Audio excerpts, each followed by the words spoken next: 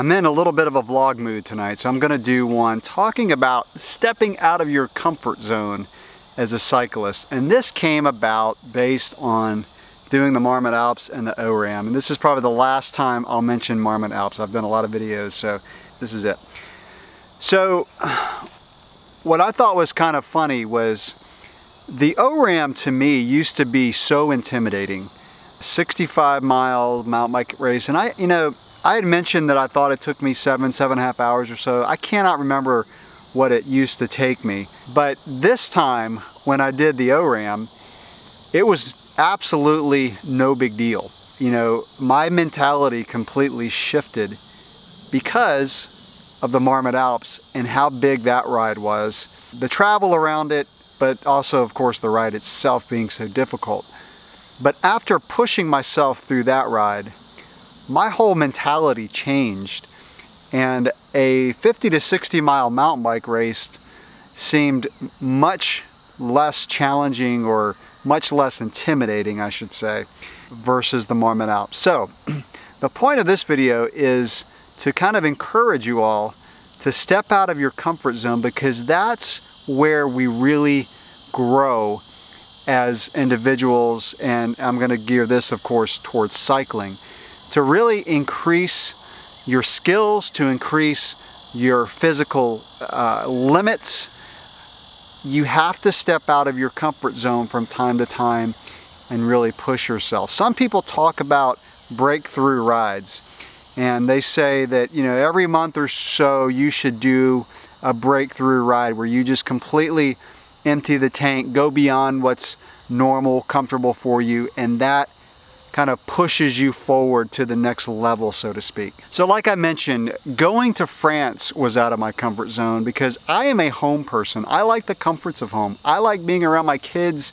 I like having all my stuff nearby. Traveling like that, even though it's always been a dream, I had to push myself to do it.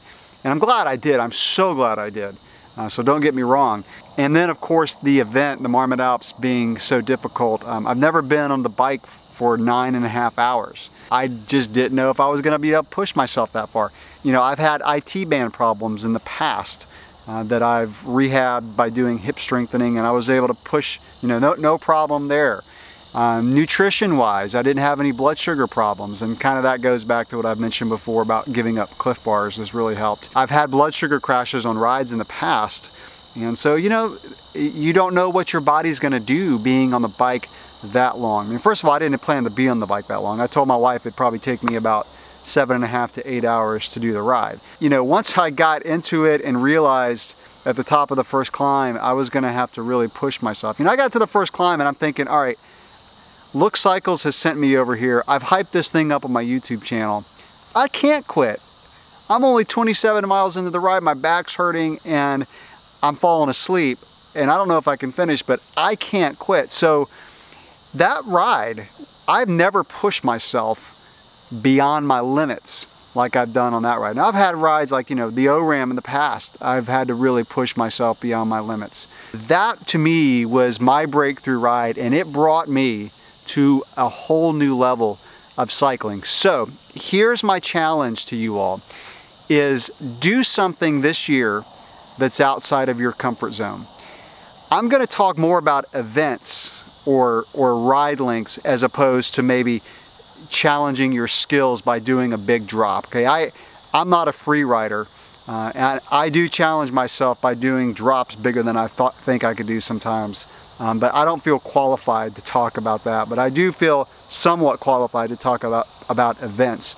So my challenge to you is do something new.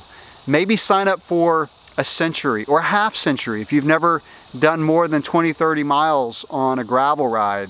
You know, I personally, it's hard for me to promote road riding because of the safety issue that I've seen here. It's probably different where you live, could be. So gravel riding, sign up for a gravel event that's, you know, 20 miles longer than you've ever done. Maybe do your first cyclocross race this year.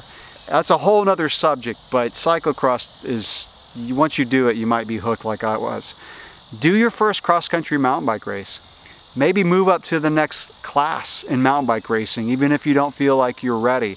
Do something this year that's going to cause you to be out of your comfort zone, maybe cause you to train longer and harder than you've done before, but something that's going to push yourself, because that's really the best way that you can grow as a cyclist. Now, if you don't have the means, either opportunity-wise or financially, to do an event, set a ride goal.